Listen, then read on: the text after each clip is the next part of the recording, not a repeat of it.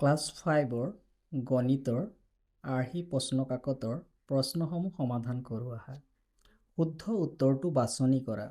৭৩,০৯৪ সংখ্যাটো আখৰেৰে কেনেকৈ লিখা হয়?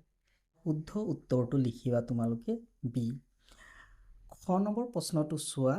৯,৭২৫ ৯,৭২৫ সংখ্যাটোৰ ৭ৰ স্থানীয় মান কিমান? ৭টো কোনটো স্থানত আছে চোৱা, একক, দশক, শতক। তো ৭ৰ 7ৰ স্থান কি? 7 অৰ্থাৎ 7 ইনটু 100 7 ইনটু 100 হলে কিমান হ'ব? 700। গতিকে 7ৰ স্থানীয় মান হ'ব 700। চি নম্বৰটো হ'ব ইয়াৰ আনসাৰ। সমকোণৰ মান কিমান? সমকোণ এটা কেনেকুৱা দেখি? সমকোণ এটা এল আখৰৰ দৰে দেখি। আৰু এল আখৰটোত আমি কোণমান যন্ত্ৰৰ সহায়ত জুখিলে কিমান ডিগ্ৰী কোণ পাওঁ? 90 ডিগ্ৰী কোণ পাওঁ। 90 ডিগ্ৰী এক সমকোণ বা 90 ডিগ্ৰী। তো সমকোণৰ মান কিমান? সমকোণৰ মান 90 ডিগ্ৰী। ফুটবল কোনটো আকৃতিৰ? ফুটবল এটা ঘনক আকৃতিৰ। ঘনক বুলি ক'লে আমাৰ মনলৈ আহে লুডুৰ ডাইচটো। লুডুৰ ডাইচৰ নিচিনা ফুটবলটো হয়নে? নহয়, গোলক, গোল আকৃতিৰ। গতিকে ইয়াৰ শুদ্ধ উত্তৰটো হ'ব গোলক। আয়তক্ষেত্ৰৰ পৰিসীমা নিৰ্ণয়ৰ সূত্ৰটো হ'ল আয়ত এটা, এয়া হৈছে আয়ত। আয়তত এইডালক কোৱা হয় দিশ আৰু এইডালক কোৱা হয় প্ৰস্থ। আৰু পৰিসীমা বুলি ক'লে আমি সকলোৱে জানো যে চাৰিসীমাৰ দৈৰ্ঘ্যৰ মুঠ যোগফলকে কি বুলি কোৱা হয়? পৰিসীমা বুলি কোৱা হয়। গতিকে ইয়াৰ দিশ আৰু প্ৰস্থ পূৰণ কৰিলে আমি পৰিসীমা নাপাওঁ। দিশ আৰু প্ৰস্থ পূৰণ কৰিলে কি পাবা? এই ঠাই, কিমান ঠাই আগুৰি আছে, অৰ্থাৎ কালি পাবা এই আয়তৰ। গতিকে এন হ'ব। বি নম্বৰত চোৱা, দিশ আৰু প্ৰস্থ যোগ কৰি 2ৰে পূৰণ কৰি দিলে কি পাবা? পৰিসীমা পাবা। এইটো শুদ্ধ, বি নম্বৰটো শুদ্ধ। বি, খালী ঠাই পূৰণ কৰা। ইয়াত চোৱা, প্ৰথম 8টো কোনটো ঘৰত আছে? 8টো নিযুত ঘৰত আছে বা 10,000ৰ ঘৰত আছে। গতিকে 8 পূৰণ 10,000 80,000। 6 আছে, 6টো হাজাৰৰ ঘৰত, 6 পূৰণ 1000 6,000। 6,000 লিখিবা, 6,000 এইটো স্থানত হ'ব। তাৰপিছত ইয়াত চোৱা, ইয়াত একক, দশক, শতক, হাজাৰ, অযুত 3 অযুত আৰু একক, দশক, শতক, হাজাৰ, অযুত 4 অযুত। তো 3 অযুত 4 অযুতকৈ সৰু নে ডাঙৰ? সৰু। গতিকে ইয়াত সৰু চিনডাল বহুৱাবা। ঠিক আছে। ইংৰাজী এল আখৰটোৱে কিমান কোণ দেখুৱায়? কোণ লিখাই আছে, সম লিখিব পাৰিবা, সমকোণ দেখুৱায়। নতুবা ইয়াত তোমালোকে 90 ডিগ্ৰী 90 লিখিবা, 90 ডিগ্ৰী এইধৰণে লিখিব পাৰিবা। 90 ডিগ্ৰী কোণ দেখুৱায় বা সমকোণ দেখুৱায়। নেক্সট, 1 বৰ্গ মিটাৰ কিমান বৰ্গ চেণ্টিমিটাৰ? 1 বৰ্গ মিটাৰত কিমান বৰ্গ চেণ্টিমিটাৰ? এইটো চোৱা, এটা বৰ্গাকাৰ এটা পথাৰ আছে। এই পথাৰখনৰ ধৰা এইফালে 1 মিটাৰ আছে, এইফালে 1 মিটাৰ। এম মিটাৰৰ কাৰণে এম লিখি দিছোঁ, ধৰা এম 1 মিটাৰ 1 মিটাৰ। তো ইয়াৰ কালি কিমান হ'ব? ইয়াৰ কালি হ'ব 1 বৰ্গ মিটাৰ। এতিয়া এই 1 বৰ্গ মিটাৰ মিটাৰ থাকোঁতে ইয়াৰ কালি হ'ল 1 বৰ্গ মিটাৰ। এতিয়া ইয়াক 1 মিটাৰক যদি চেণ্টিমিটাৰত লিখা হয় তেতিয়া কিমান চেণ্টিমিটাৰ লিখিবা? 100 চেণ্টিমিটাৰ। কাৰণ আমি জানো যে 1 মিটাৰত 100 চেণ্টিমিটাৰ। তো এইফালে হৈ গ'ল 100 চেণ্টিমিটাৰ আৰু এইফালে 100 চেণ্টিমিটাৰ। এতিয়া কালি উলিয়াবলৈ হ'লে দিশ পূৰণ প্ৰস্থ বা বৰ্গ হ'লে বাহু পূৰণ বাহু। তো 100 আৰু 100 পূৰণ কৰিলে কিমান হ'ব? 100 দুটা পূৰণ কৰিলে 10,000 হ'ব। গতিকে তোমালোকে ইয়াৰ উত্তৰটো লিখিবা 10,000। পথাৰ বা বনাঞ্চলৰ দৰে ডাঙৰ অঞ্চলৰ কালি জোখাৰ একক হ'ল কি? ডাঙৰ অঞ্চল। গতিকে মিটাৰতকৈ ডাঙৰ একক হ'ব। ডাঙৰ একক কি? কিলোমিটাৰ, বৰ্গ কিলোমিটাৰ। 5,5,6,5,2ৰ সংখ্যাটোৰ বিস্তৃত ৰূপ লিখা। 5টো কোনটো স্থানত আছে 5টো একক দশক শতক হাজাৰ 10,000 10,000ৰ ঘৰত আছে 5 পূৰণ 10,000 50,000 50,000 হ'ব যোগ 5টো হাজাৰৰ ঘৰ 5 পূৰণ 1,000 5,000 তাৰপিছত 6টো শতক 6 পূৰণ 100 600 তাৰপিছত 5টো দশকৰ 5 পূৰণ 10 50 প্লাছ 2 পূৰণ একক 2 70,091 সংখ্যাটো আখৰেৰে লিখা তো 70,000 লিখিবা 70,000 তাৰপিছত কিমান দিয়া আছে 91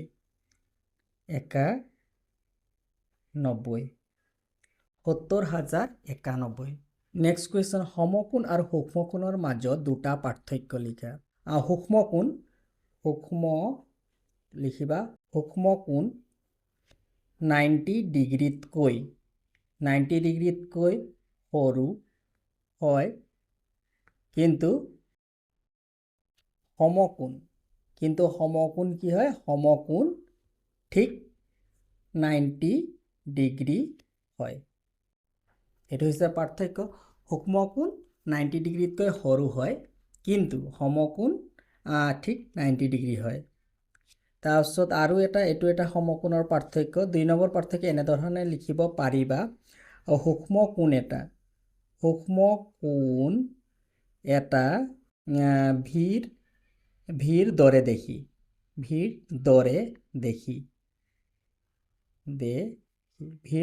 দেখি কিন্তু সমকোণ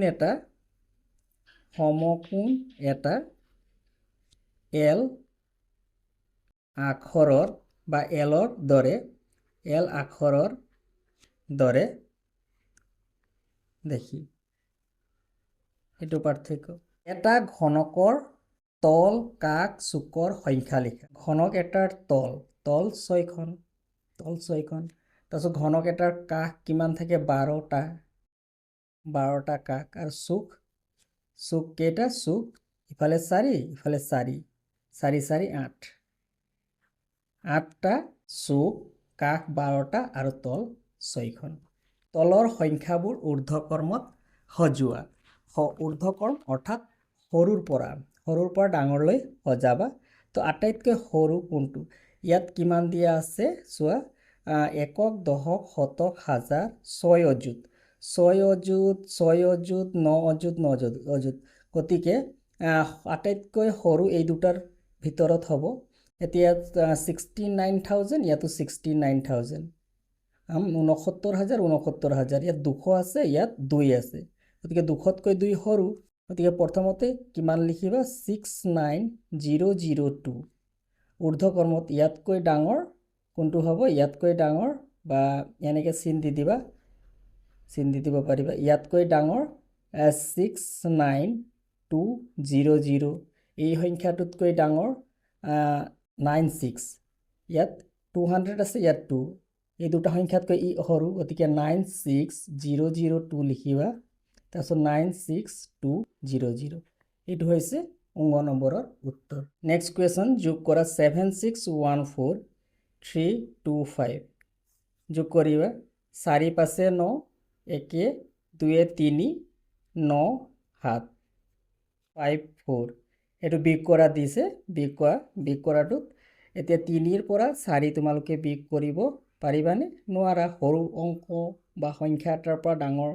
সংখ্যা এটা বিয়োগ কৰিব নোৱাৰিবা সো ধাৰ কৰিব লাগিব 7ৰ পৰা 1 ধাৰ কৰিলে 1 ধাৰ কৰা মান মিন্স 1 10 এটা ধাৰ কৰা 1 10 এটা ধাৰ কৰিলে 1 10 3 লগ লাগি 13 হ'ব হয়নে 13 হ'ব তো 13ৰ পৰা 4 গ'লে কিমান হ'ব 9 যেহেতু 1 ধাৰ কৰি লোৱা হৈছিলে গতিকে ইয়াত 6 আছে 6ৰ পৰা 5 বিয়োগ হ'ল গতিকে 1 থাকিব আকৌ ইয়াত 1ৰ পৰা 9 বিয়োগ কৰিব নোৱাৰিবা সৰু সংখ্যাটোৰ পৰা ডাঙৰ সংখ্যাটো গতিকে ইয়াৰ পৰা কোনটো স্থানত আছে একক দশক শতক হাজাৰ স্থানৰ পৰা এটা হাজাৰ মানে 10টা 100 10টা 100ৰ লগত এটা 100 যোগ হ'লে 11টা 100 হ'ব তাকে আমি চমুকৈ কি কওঁ যে ইয়াৰ পৰা এটা 1 ধাৰ কৰিলে আৰু ইয়াত 1 আছে 11 হ'ল তেনেকৈ চমুকৈ আমি এনেধৰণে মনত ৰাখোঁ যে ইয়াৰ পৰা 1 এটা ধাৰ কৰিলোঁ ইয়াত 1 আছে 11 হ'ল 11ৰ পৰা 9 বিয়োগ কৰিলে কিমান হ'ব 2 ইয়াত 1 যেহেতু 1000 এটা লৈ যোৱা হৈছে গতিকে 8000ৰ পৰা 1000 এটা কমি যাব 7000 আছে 7ৰ পৰা 2 বিয়োগ কৰিলে কিমান পাবা 5 গতিকে এয়া হৈছে বিয়োগফলটো যোগ কৰিবা যোগ কৰিলে 8 হাতে 15ৰ 5 উকলিলে 1 9 1 10 উকলিলে 1 12 1 13 উকলিলে 1 7 1 8 তো তাৰপিছত নেক্সট কি দিছে চোৱা বিয়োগ কৰা 9000ৰ পৰা 3758 ইয়াত শূন্য শূন্যৰ পৰা যেহেতু 8 বিয়োগ কৰিব নোৱাৰিবা সো কি কৰিব লাগিব ধাৰ ল'ব লাগিব তো ধাৰ ল'বলৈ ইয়ালৈ আহিলে ইয়াত দেখিছা শূন্য ইয়াৰ পৰা ধাৰ ল'ব নোৱাৰিবা গতিকে ইয়ালৈ আহিলে ইয়াতো শূন্য ইয়াত অৰ্থাৎ হাজাৰৰ ঘৰৰ পৰা ধাৰ ল'ব লাগিব ইয়াৰ পৰা ধাৰ কৰি ইয়ালৈ আনিলা ইয়াত 1000 এটা আনিলে কিমান হ'ব 1000 এটা ধাৰ কৰা মানে 100 1000 এটাত 100 কেইটা থাকে 10টা তো ইয়াত 10টা 100 হ'ব তাকে আমি চমুকৈ কি কৰোঁ শূন্য এটা আছে 1 এটা আনিলে 10 হয় বুলি কৈ দিওঁ তো ইয়াত 10 হৈ গ'ল 1 এটা আনিলে তো ইয়াত থাকিলে 8 ইয়াত 10 তো 10ৰ পৰা ইয়ালৈ আৰু 1 এটা লৈ গ'লে ইয়াত 10 হ'ব ইয়াত থাকি যাব 9 তাৰপিছত চোৱা ইয়াৰ পৰা আকৌ এটা ইয়ালৈ ধাৰ কৰি নিলে ইয়াত 10 হ'ব ইয়াত থাকি যাব 9 এতিয়া 10ৰ পৰা 8 গ'লে 2 ইয়াত 9 থাকি গ'ল 9ৰ পৰা 5 গ'লে 4 ইয়াত 9 আছে 9ৰ পৰা 7 গ'লে 2 ইয়াত 8 আছে 8ৰ পৰা 3 গ'লে 5 এইটো হ'ব ইয়াৰ বিয়োগফল 5 নম্বৰ উত্তৰ লিখা ঘড়ীত 9 বজাত কিমান ডিগ্ৰী আৰু কি কোণ গঠন হয় 9 বজাত 9 বাজিলে চোৱা ঘড়ী এটাত 9 বাজিলে ঘণ্টাৰ কাঁটাডাল থাকিব আৰু মিনিটৰ কাঁটাডাল ক'ত থাকিব 9 বাজিলে 12ত থাকিব গতিকে 9 বাজিলে অৰ্থাৎ কাঁটা দুডাল ঘণ্টা আৰু মিনিটৰ কাঁটাডাল এনেধৰণৰ থাকিব তো কিমান ডিগ্ৰী কোণ কৰিছে কিমান ডিগ্ৰী আৰু কি কোণ তো কিমান ডিগ্ৰী কোণ আৰু কি কোণ 5 নম্বৰৰ ক আনসাৰটো হ'ব কিমান ডিগ্ৰী 90 ডিগ্ৰী কোণ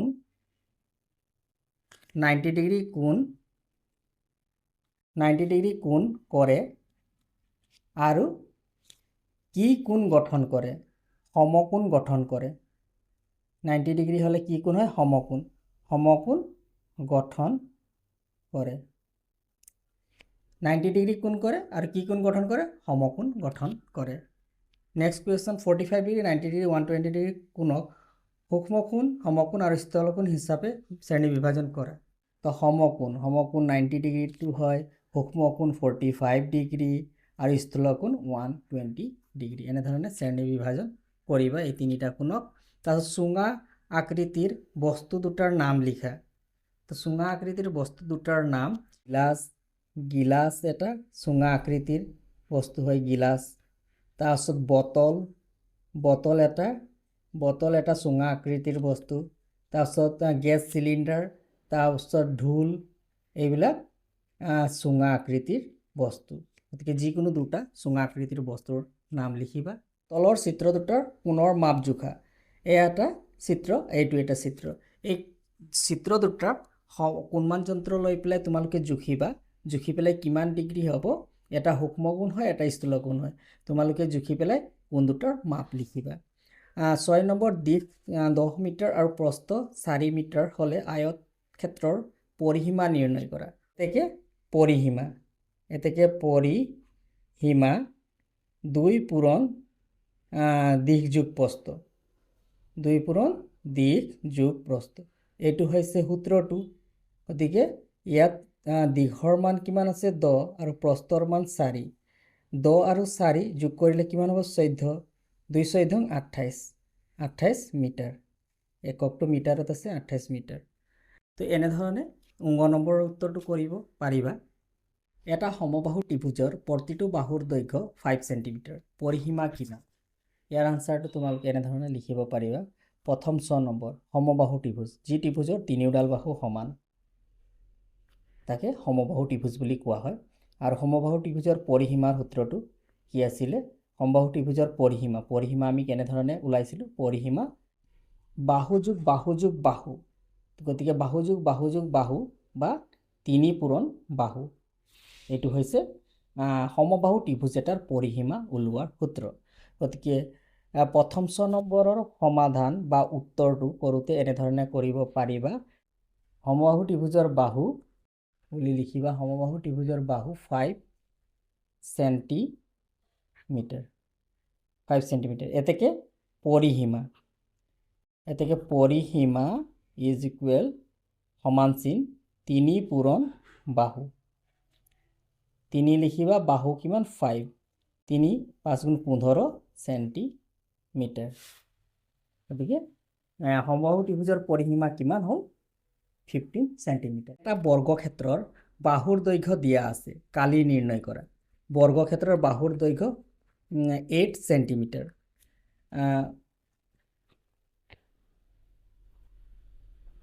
বৰ্গক্ষেত্ৰৰ বাহুৰ দৈৰ্ঘ্য দিয়া আছে।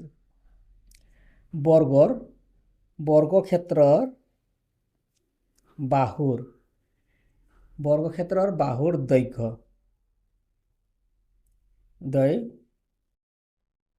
বৰ্গক্ষেত্ৰৰ বাহুৰ দৈৰ্ঘ্য 8 সেন্টিমিটাৰ। বৰ্গক্ষেত্ৰৰ বাহুৰ দৈৰ্ঘ্য 8 সেন্টিমিটাৰ। কালি উলিয়াব লাগিব। এতেকে কালি কেনেকৈ উলিয়াবা? বৰ্গক্ষেত্ৰ এটাৰ কালি উলিয়াবলৈ হ'লে বাহু পূৰণ বাহু, দুটা বাহুৰ দৈৰ্ঘ্য পূৰণ কৰিব। বাহুৰ দৈৰ্ঘ্য কিমান দিয়া আছে 8 সেন্টিমিটাৰ। 8 × 8 আৰু এককটো সেন্টিমিটাৰ, অৰ্থাৎ কালিৰ এককটো বৰ্গ সেন্টিমিটাৰ। 8 × 8 = 64, 64 বৰ্গ সেন্টিমিটাৰ। এটাৰ কালি ওলোৱাৰ ফৰ্মুলাটো হৈছে দিশ পূৰণ প্ৰস্থ আয়ত এটাৰ। তো দিশ পূৰণ প্ৰস্থ কৰিলে দিশ দিয়া আছে 8 সেন্টিমিটাৰ আৰু প্ৰস্থ দিয়া আছে 5 সেন্টিমিটাৰ আৰু সেন্টিমিটাৰ কালিৰ এককটো হ'ব বৰ্গ সেন্টিমিটাৰ। এতিয়া পূৰণ কৰিলে কিমান হ'ব 40, 8 5 গুণ 40 বৰ্গ সেন্টিমিটাৰ। ক বিনোদৰ দেউতাকে মাছ বিক্ৰী কৰি 20,000 টকা। মাছ বিক্ৰী কৰি অৰ্থাৎ ইয়াত লিখিবা, ইয়াত থাকি গ'ল শব্দ এটা ৰৌ মাছ। ৰৌ মাছ বিক্ৰী কৰি 20,000 টকা, কমন কাৰ্প মাছ বিক্ৰী কৰি 25,500 টকা আৰু আৰি মাছ বিক্ৰী কৰি 2500 টকা পালে। মুঠ কিমান টকা আয় কৰিলে? মুঠ আয় কিমান কৰিলে এইটো যোগ কৰিবা। আনসাৰটো এনেধৰণে লিখিব পাৰিবা। 6 ক ৰৌ মাছ 20,000 টকা, কমন কাৰ্প 25,500 টকা, আৰি মাছ 2500 টকা। এতিয়া যোগ কৰিবা 0 0 0, দশকৰ ঘৰত 0, শতকৰ ঘৰত 10ৰ 0, হাতে গ'ল 1, হাতে 8, 2 2 4 কিমান টকা? মুঠ টকা 48,000 টকা। এতেকে বিনোদৰ দেউতাকে 48,000 টকা আয় কৰিলে। নেক্সট কুৱেশ্যন, জিতেনৰ দেউতাকে মজিয়াত টাইলছ লগাব বিচাৰিলে। কোঠাটোৰ দৈৰ্ঘ্য 14 ফুট আৰু প্ৰস্থ 12 ফুট। যদি এটা টাইলছৰ দৈৰ্ঘ্য 2 ফুট আৰু প্ৰস্থ 2 ফুট হয় তেন্তে কিমানটা টাইলছৰ প্ৰয়োজন হ'ব? কোঠাটোৰ দৈৰ্ঘ্য কিমান দিয়া আছে 14 ফুট আৰু প্ৰস্থ বহলটো আছে 12 ফুট। দৈৰ্ঘ্য আৰু প্ৰস্থ, এতিয়া কোঠাটোৰ কালি উলিয়াবলৈ হ'লে দৈৰ্ঘ্য পূৰণ প্ৰস্থ, দৈৰ্ঘ্যৰ লগত প্ৰস্থ পূৰণ কৰিবা। দৈৰ্ঘ্য 14 দিয়া আছে, প্ৰস্থ 12 আৰু ফুট এককটো হ'ব বৰ্গ ফুট। এতিয়া এই সংখ্যা দুটা 12 আৰু 14 পূৰণ কৰিলে 2 14 28, 1 14 14, 168। ইয়াৰ কালি কিমান পাবা? কোঠাটোৰ 168 বৰ্গ ফুট। এইটো হৈ গ'ল কালি কাৰ কালি? কোঠাটোৰ কালি। তাৰপিছত ওলাব টাইলছৰ দৈৰ্ঘ্য 2 ফুট দিয়া আছে আৰু প্ৰস্থ 2 ফুট দিয়া আছে। তেন্তে টাইলছৰ কালি দিশ পূৰণ প্ৰস্থ, ফুট এককটো হ'ব বৰ্গ ফুট। 2 2 4, 4 বৰ্গ ফুট। এইটো হৈ গ'ল টাইলছৰ কালি। এতিয়া সেই কোঠাটোত কিমান টাইলছ দৰকাৰ হ'ব, প্ৰয়োজন হ'ব, সেই সংখ্যাটো ওলাবলৈ কি কৰা হয়? কোঠাটোৰ যিটো কালি আছে 168 ইয়াত আছে। কোঠাটোৰ কালি এটা টাইলছৰ কালিৰে হৰণ কৰিবা। হৰণ কৰিলে যিটো হৰণফল পাবা সেই হৰণফলেই হৈছে প্ৰয়োজনীয় টাইলছৰ সংখ্যা। এতিয়া 168ক 4ৰে ডিভাইড কৰিবা। 168ক 4ৰে ডিভাইড কৰিলে 4 গুণ 16 গ'ল 16 কমপ্লিট ডিভাইড হ'ল তাৰপিছত 8টোক 4 দিলে 4 2 গুণ 8 গতিকে কিমান বাৰ গ'ল 42 বাৰ গ'ল তো 42টা প্ৰয়োজন হোৱা টাইলছৰ সংখ্যা 42টা এয়া হৈছে খ নম্বৰৰ সমাধান এনেধৰণে তোমালোকে প্ৰশ্নৰ এই সমাধান আৰু উত্তৰ কেইটা কৰিবা ধন্যবাদ